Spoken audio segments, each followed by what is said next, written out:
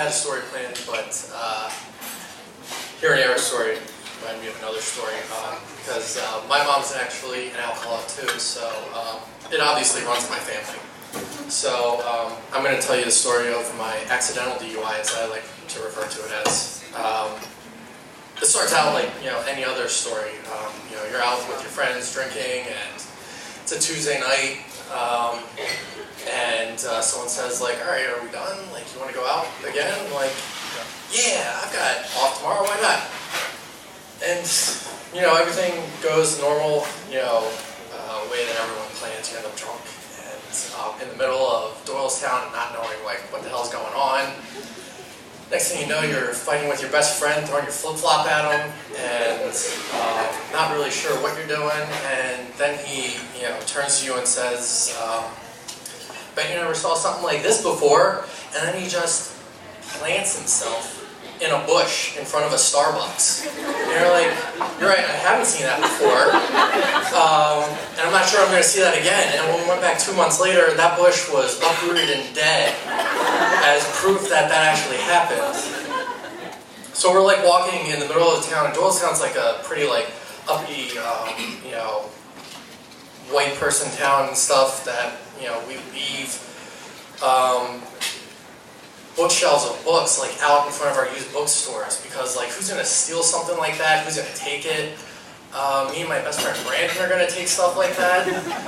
So that's your fault for leaving it there. So he takes a book and starts reading it.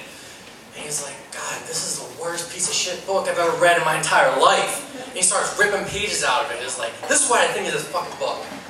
And I'm like, "Yeah, that looks like fun. I'm going to get in on this." So I take the book from him and I start ripping pages out of it. And we're walking down the street, and I'm just like littering the street with these pages of this book. And I'm like, "Look, Brandon, I am literally spreading knowledge to the streets." And I lead a whole path all the way back to our cars. And I'm like, you know what? If the cops find these, they're going to be like, "Shit, we should just follow this trail." And I'm like, "But wait, I'm smarter than you guys. I'm going to lead it to a complete stranger's car." So I do that. And then I throw the book in the bushes. And we say goodnight, we hug, we kiss, whatever. That's what friends do. And as we're in the car, he starts to pull off, and I see a flashlight, in my rear view window. And I'm like, "Oh, someone, just needs to find their keys or something." And nope, it's a cop. I'm like, fantastic. My friend Brandon got away. He's fine. He just sped off. I went through the whole thing. Whatever. I got an accidental DUI. No big deal.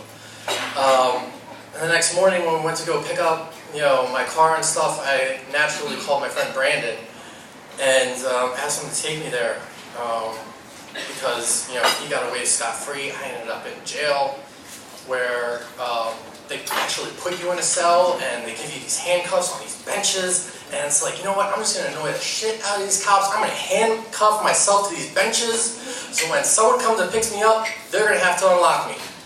They don't give a shit. They'll unlock you no matter what. And they'll watch you on their camera the entire time and be like, "What the hell is this guy doing?" So when we went out to breakfast the next day, we had pancakes. I told him the entire story as to like what happened and stuff, getting arrested and all that. And when the check came, he was like, "You know what? I got this. It's the least I can do after last night."